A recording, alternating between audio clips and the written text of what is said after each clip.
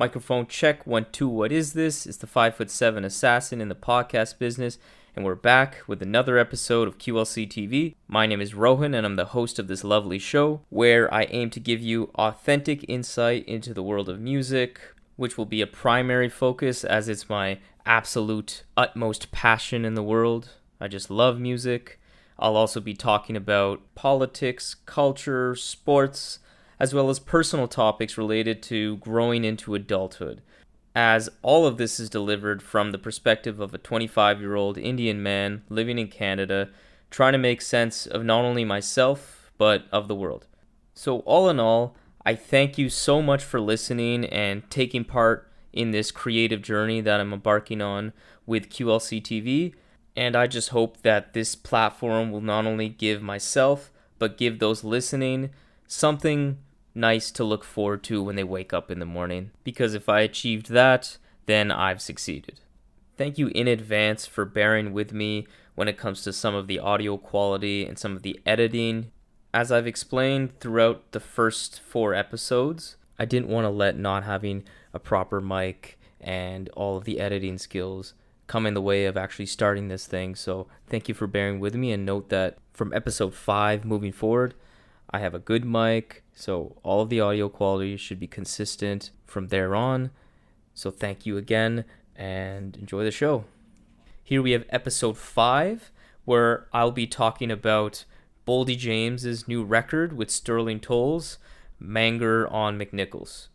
And then I'm going to speak on what will inevitably be quite an old topic in the age of social media and how fast things move, but I want to speak on the whole J. Cole, Noname, rap beef or discourse beef, whatever you want to call it, as they traded songs. J. Cole dropped Snow on the Bluff, and Noname responded with song 33. And I want to just talk about the whole idea of critiquing how someone addresses a political topic, how they communicate their discontentment, how people try to spread a message of change and of trying to shift people's behaviors. The whole idea of trying to decide or comment on if there's a better way, I think, is a really interesting topic. It's something that I definitely have an opinion on, but I also want to analyze that from the lens of someone that could be the direct recipient of this hurt, of this oppression, of this discrimination, and also as a person who's an outsider who doesn't have that direct linkage, and discuss what the difference from those two viewpoints may be, so that we can get to the crux of the issue and analyze all of this discourse with the proper context and nuance in mind. So I'll start with this Boldy James record. So Boldy James has been having quite a 2020 for him. He released The Price in Tea in China with The Alchemist, which got him a whole lot of acclaim. It landed on my top 20 albums of the mid-year, but admittedly it was on the lower end, and I think it'll jump a few spots if I were to record it as of August 3rd, 2020, because it really is a good record. My overall critiques and comments of it are still the same, however, but I still wanted to mention that because it's really grown on me over the past couple weeks. But yeah, so he's released that album 3-4 months back now, and out of nowhere, he's seemingly released another record with Sterling Toles, who's a kind of eccentric jazz artist that helms from his hometown in Detroit. And they got together and really started recording this album, believe it or not, in 2007. So this album is 13 whole years in the making. Now, the backstory to how this album really came to be was that Boldy James, very early on in his career, linked up with Sterling Toles, as they're both from the same city, and they had a good relationship. Boldy recorded I would say 80% of the verses that you hear on this album were recorded between 2007 and 2010.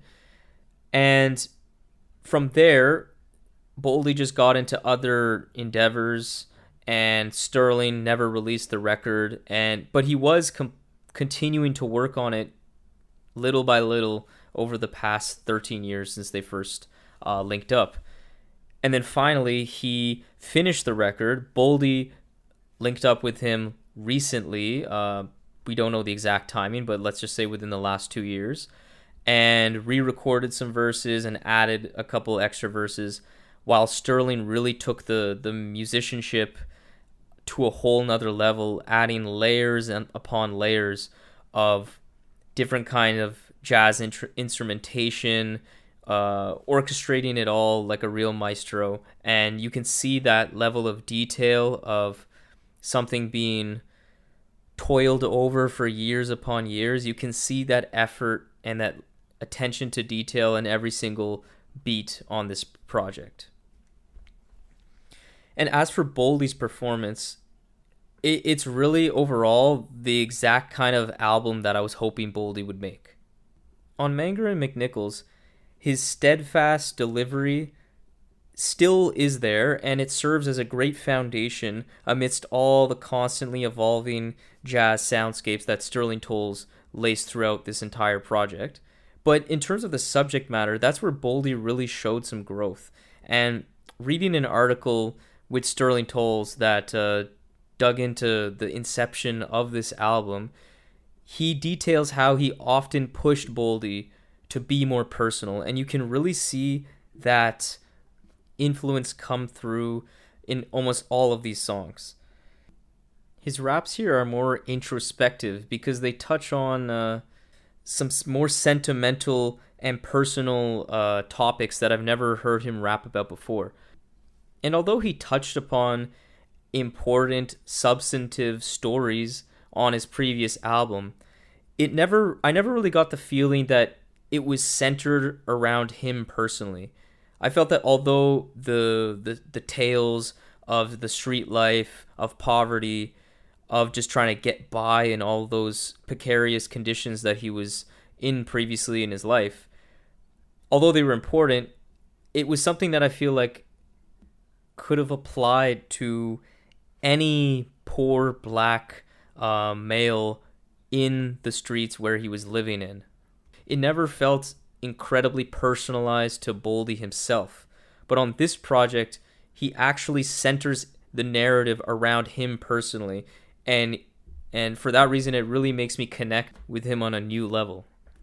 On one of the arguably the most emotional track on the whole album and the emotional centerpiece of the project, titled Mommy Dearest, Boldy delivers such a gut-wrenching tale of his relationship with his mother and about how he, in the chorus, puts it really bluntly and samples a famous Biggie line that he thinks his mama wished he would have had that abortion and never had him.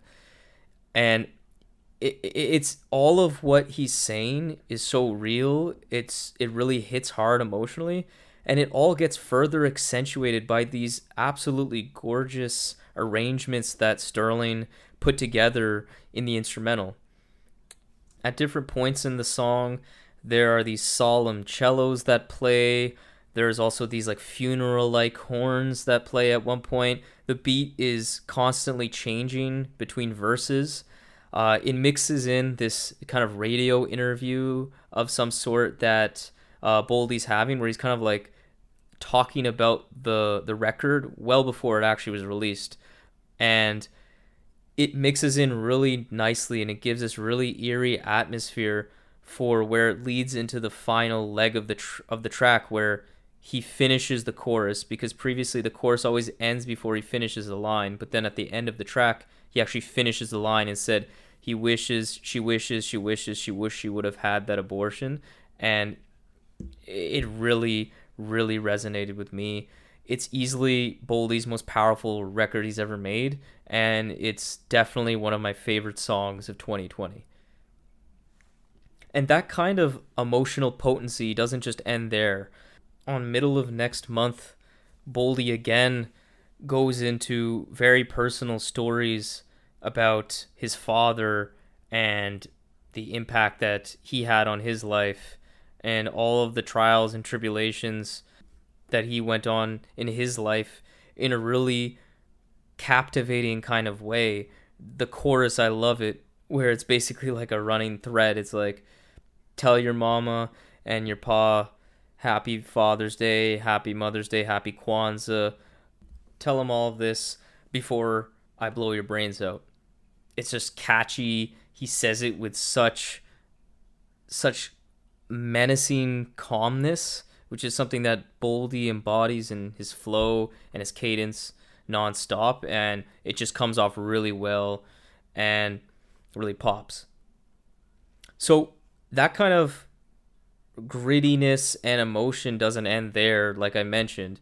And on the final track, with a great feature from this artist I've never heard of called Louis P. Newton. And Louis starts the track by basically discussing the conditions and the situation in which he got incarcerated. And he says it with almost like a spoken word flow. And he says it with such a sober account of how it must have felt and how it did feel for him. Seeing his freedom get taken away, and just the imagery of being shackled up in a bus with a bunch of strangers, getting into it with a bunch of lifers that are in the prison, clicking up with some demons by basically, I get the impression it just means having to make some alliances with some pretty nasty people in prison because it's necessary, right, to stay alive. And then it leads into Boldy, who talks very similar subject matter about prison and that whole idea of having your life and your freedom taken away within a system that makes it very difficult to avoid in the first place. And then it ends with Louis jumping on the track again and talking about the feeling of when you're actually released from prison. And that's something I've honestly never really heard much of in a rap song before. And just, again, the sobering account of how that feels. The surreal feeling of seeing all these bright colors, all of this nature that you were previously locked out from seeing for so many years. It ends the record on an incredible note. And again, throughout all of this track, there's many beat switches, beautiful vocal arrangements, choir-like arrangements that accentuate all of the stories and all of the weight that is behind all of the subjects that the rappers are talking about. And overall, I just really surprised me. Boldy was not a rapper that I expected to be able to do this. I honestly don't know enough of his catalog other than Price of Tea in China, like I mentioned, and a few spot features here and there. It really blew me away. It's a shame that it had to be released after I recorded the top 20 mid-year, because it would definitely be very close to the top. The marriage between Sterling and Boldy worked out fantastically, because musically it's more of a dynamic record compared to the Price of Tea in China, and I think it works better for Boldy's style. Sterling's approach to creating beats for Boldy, I think, works better because it addresses one of the main critiques that I had on Price of Tea in China, whereas where the production was still good, was actually very good in fact, but it kept kind of to the same note. It was all pretty low key and dark and grimy, but I think given Boldy's steady, monotonous flow, it could have used more variety. It could have used more tracks like Surf and Turf with Vince Staples, which is easily one of my favorite tracks on the whole album.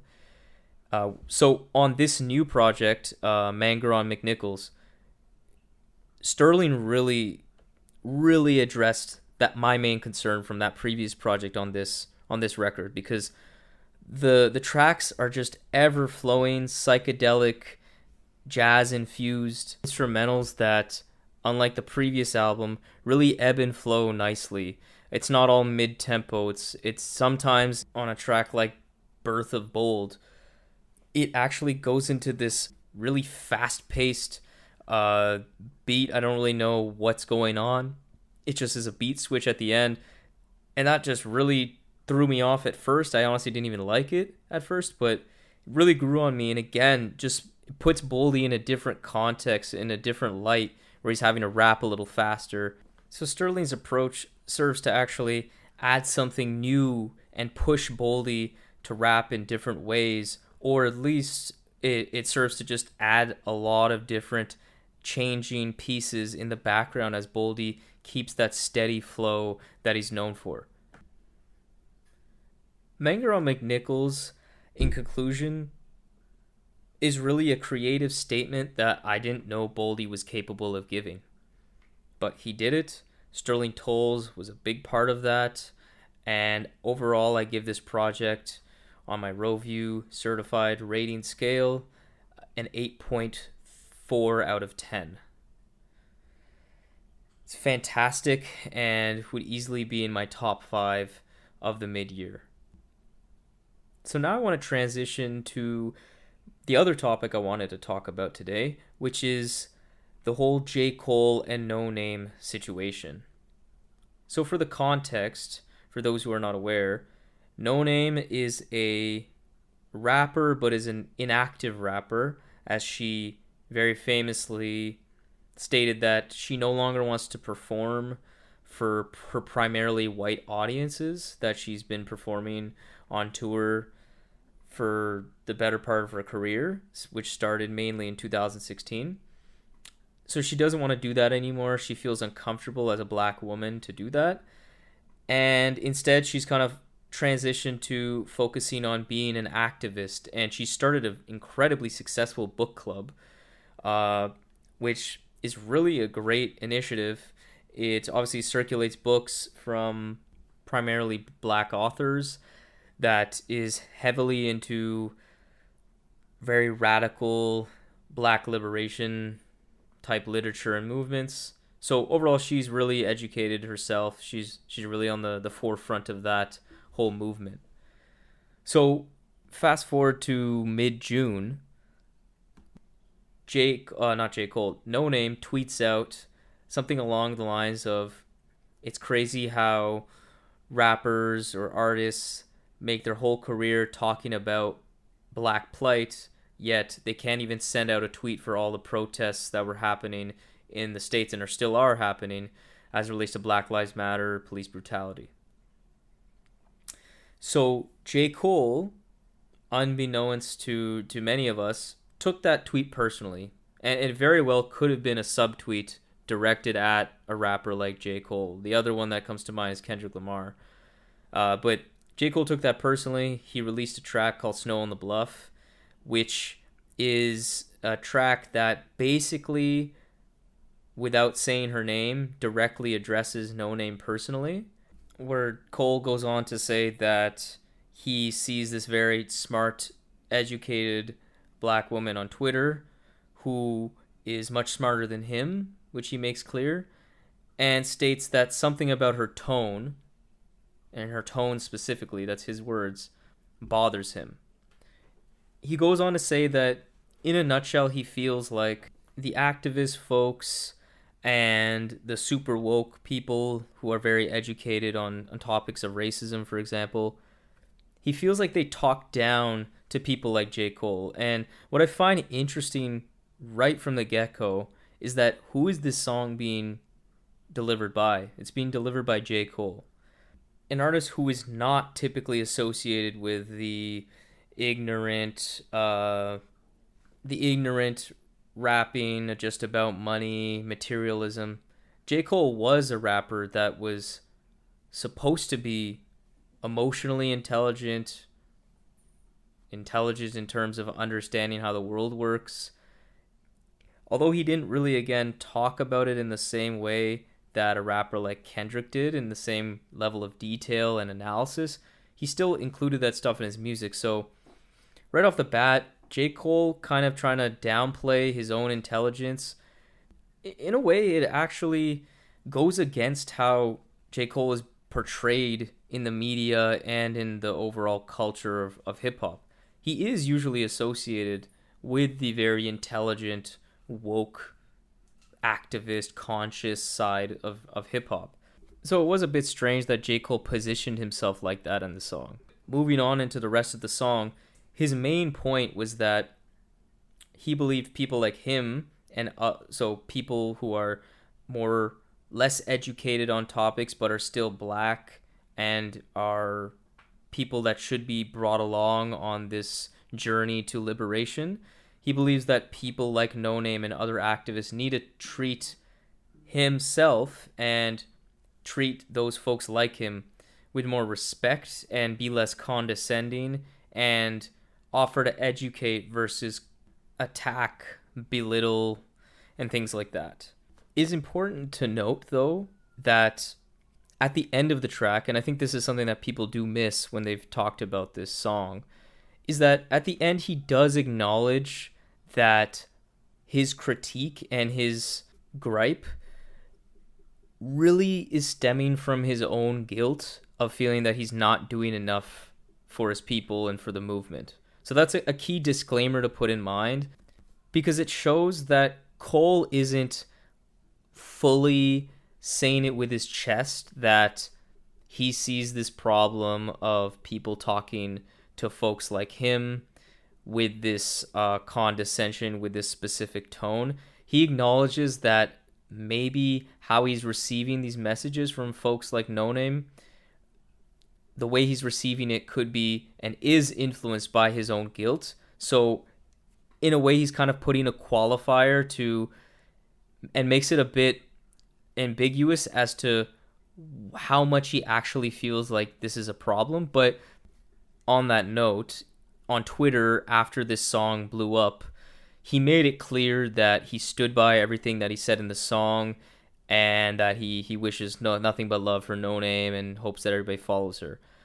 So that makes it clear that it isn't like he fully takes back everything that he said for the majority of the song just because of that last admission of his guilt.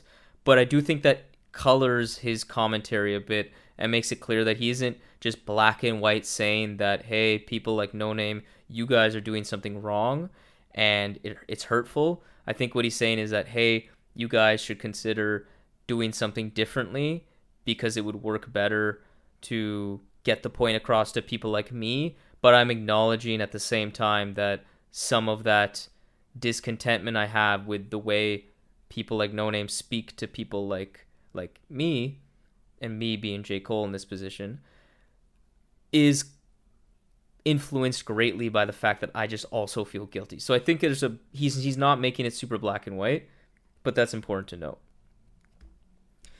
Okay, so now how do I feel about this whole thing? Well, we first need to take a step back and think about when this song was released. So it was released mid-June at the heat of the Black Lives Matter protests in America and honestly in the whole world. Everybody was getting in on this, and that was really great to see. And so he decided to deliver this track in the midst of all of that. So the first critique that you often see online about this and against J. Cole is that why would you take this time specifically to address another black woman who is clearly trying to support the movement and trying to do positive things? Whether you think the tactics are less good, whatever, that's not the point. It's clear that that is her intention and that can't be debated. So the idea of taking that precious space, especially given how big J. Cole's voice and influence is, I have to agree that the timing of this just did not make sense. But that being said, I do understand that at the same time, this is where the discourse was at its peak. So if he does have a problem with how people are talking amongst each other, again, very clearly, and I need to clarify, this is within the black community only. This song was never supposed to be from a white observer's perspective. So I just want to make that clear. But obviously this discourse was happening within the black community. And I understand, again, why he may think this is important. But just the timing of it, you could have posted some donation links. You could have just posted some general kind of support for the movement. And so I just don't think the timing made sense. The optics of it alone just came off a bit sour. And now moving on to his main gripe of the actual song, which is like Noname and people like her, the tone, the way people talk to each other. I honestly really don't know how to feel. Taking it from the perspective of another black person, J. Cole in this case, when it comes to this whole black liberation movement, Black Lives Matter movement, from his perspective, I can see where he's coming from, but where he loses me basically is that it's not Noname's or anybody else that is black's duty or responsibility to educate you first and foremost. So when J. Cole goes on to talk about like saying things along the lines of, Queen, why don't you just try to educate us and help us get up to speed? People are like children. I like to treat people like children and kind of let them grow like a plant or something like that. I just really don't get, one, this is Noname, who is a freaking book club. So she's literally actively trying to educate people in the most substantive way I can think of. But more importantly, and at the crux of the issue here, is that if you are in a position where you're receiving this kind of, I guess you can say, spirited messaging from someone like Noname, where she's calling people out, not being super soft with the language, or making it clear that if you agree with this, you are against the movement, you are not helping, and things like that. Things that people could take personally, like saying, hey, I'm J. Cole, I do care about Black lives, but you're telling me that because I don't actively attack capitalism, or because I do not talk about LGBTQ issues when I talk about black liberation, that I'm a white supremacist. Now, you can discuss if the language is inflammatory, but I think when you get down that rabbit hole, you're missing the entire point. Who cares? Full stop. Who cares? If you are a person who feels like they can't properly receive a message from a direct member of a community that is being marginalized and oppressed, simply because you don't like their tone, or you feel like the way in which they're talking to you, they're making you feel dumb for not knowing something, or they're yelling, or they just are coming off very angry and hostile with you, all I can say to that is that you are in fact the person that is lacking empathy and understanding for one another, not the person who is talking to you in a way or a tone that you don't like. You, J. Cole, and other folks like him are the people who are lacking the patience in which you are accusing people like Noname and activists like her for not having. It's actually you who are not displaying this level of patience and understanding. Because, very simply, Noname is hurting. Just like her people, she is hurting, and she's expressing to you that authentic emotion and care because this matters to her. So, keeping that in mind, obviously no one likes to be yelled at, no one likes to be felt stupid, but that should always take a backseat to the substance in what someone is actually saying. So J. Cole critiquing the tone of Noname is it's a very vapid kind of argument. Now, if J. Cole was actually a fellow activist that was as educated as Noname, or attempted to be at least, because he made it clear he is clearly not someone who reads enough. As he mentioned in his Twitter, he does not read enough, but he thinks. So that's what he said. So as a person like J. Cole, who does not put in the same effort as a Noname, you even have less of a standing to talk to someone like Noname, who is clearly actively trying to better herself, educate others, and learn more. I think the argument that her tone could be better, and that's kind of a real point of discussion and critique, it is quite insulting, and I can understand how people like Noname felt that way. So all of that is from the point of view of J. Cole, who's another black man speaking to Noname. But the discourse that I've seen and that I've engaged in as a person who is not black, and from people who are also not black as well, it's what I said just now, but tenfold. Meaning that our place in this discussion as people who are not black is simply not the same, and it makes a lot of sense. Because all of the ideas I'm talking about how J. Cole is lacking the empathy and the understanding of still a fellow black person's feelings and emotions, that idea is further important and clear when you are not even a black person trying to address the tone or of how someone of a marginalized community directs at you when they're talking about issues that impact them and certainly do not impact you in the same way or at all. I feel like in that position, I feel like the role of that outsider, quote unquote, is really just to listen and to try to empathize with the pain and the suffering that that person is expressing. And instead, maybe channel that energy and care that you have for someone like Noname's tone because you think it's detrimental or counterproductive to promoting a message of equality and ending racism and all these great things. Maybe channel that energy and actively try to make changes in your own life and confront your own biases and your own shortcomings within yourself and within your community and your friends, and make a change that way.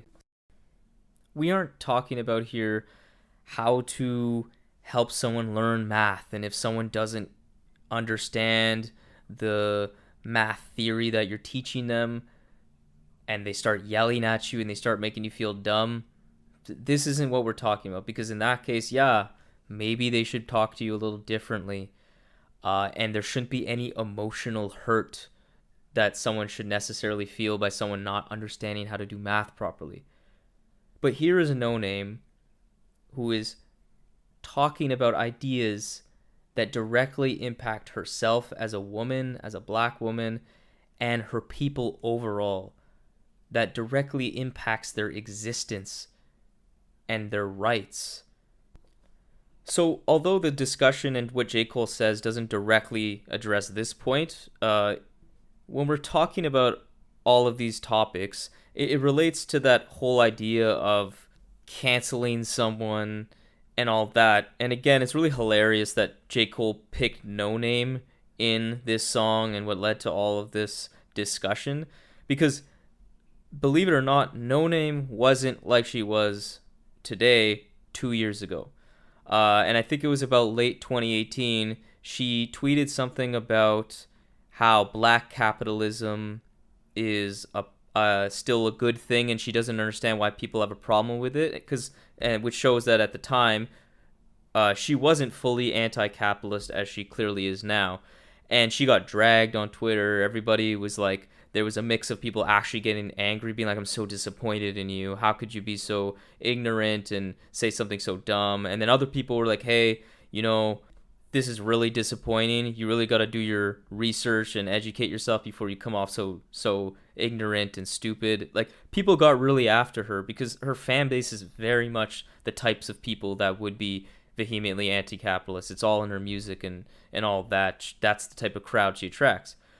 And instead of Noname obfuscating the issue and deflecting to saying, hey, you guys are attacking me for not knowing or recognizing a concept that's quite complex, instead of just whining about it, for lack of a better word, she actually did the research. She learnt. She educated herself. She didn't have a crybaby fit because people were yelling at her electronically through the internet. She didn't let that tone let her off the hook. And I think that's what bothers me personally about these kinds of discussions, when I hear people say, like, there's the way that that person who is objectively right is saying something, at least objectively right in my opinion, of course. Even though what they're saying is right, I just don't like the way they're doing it. Why do they have to be so mean about it? It's like, again, if the topic is important, it affects people's lives. Emotion and passion are par for the course, and it's sociopathic to not expect that. And once again, you focusing on that and not what they're actually saying is the problem. It's showing your lack of empathy and your lack of understanding and patience, which is often, again, the remark that these folks put on the people who are being angry and having a mean tone. So I feel like as long as the message is true, the tone can be whatever it is, but I do think it's important to let the person, give them the opportunity to learn, educate themselves, and come to the right side of the table. Obviously, there's exceptions. We're not talking about people who are pro-rape or something like that, something nuts like that. But taking Noname as an example, people rightfully did not cancel her, quote unquote, but people got after her and told her how she felt, told her she needed to educate herself, and she did. And now, she's on the right side of history in what these people's minds are. And I think that is discourse in 2020 working relatively well in 2020. People got after someone, called some bullshit out, and the recipient did not cry about it. They actually learnt and educated themselves. Still, all that being said, I'm happy J. Cole released the song just because of the discussion, because I think a lot of people, including myself, really were able to kind of analyze and think about this subject a little more deeper and have good conversation. And I'm happy he jumped in front of the bullets for that. And I hope himself, he learns from this, because I don't think J. Cole's a bad person. I don't think he's unreconcilable. That's just a ridiculous statement to even entertain. He's obviously has his heart in the right place, in my opinion. I just think he needs to work on this. He needs to kind of do some more internal soul searching to realize kind of the error in his ways, in my opinion. Oh, I love hip-hop. It's crazy that the genre that's vehemently attacked by the conservative folks, the idiots like that, as being mindless, ignorant music about nothing. It's pretty funny how hip-hop music has consistently moved the conversation, both politically and culturally. Hip-hop is so essential. To even have to say it seems stupid. It seems so obvious, but I just wanted to take this time to say that, because hip hop is the greatest, and this whole discussion that I've talked about for the last 20 minutes is exactly why. Thank you everybody for listening. I really appreciate the support. I love doing this, and I can't wait to continue doing more of these episodes of QLC TV moving forward. If you want to follow me, support the podcast, please subscribe on all the podcast channels that you use, whether it be Apple Podcasts, Spotify, and so on. Follow me on Instagram and Twitter at Rohview, so that's ROHVIEW, and shoot me a comment, send me a DM, and feel free to suggest whatever topic you think I should cover, whether it be some political discussion, music, etc. Or if you just wanted to send me some feedback about something that you think I should improve on or consider changing as it relates to the show, I'm definitely all ears. I wanted to start this podcast to help myself grow, help myself express myself more efficiently, more concisely, more effectively. So I'm always open to anything that I didn't want, whether it be about how I deliver the show or just to criticize some horrible take that I had. I'm all ears. And I'd like to extend an open invitation to anybody who's listening right now who would like to join me in a discussion on any topic of your liking. Just shoot me a DM, post a comment, and I would love to do that, because I want to connect with you guys who are listening as much as I can and foster a community. So thank you once again for listening. Peace.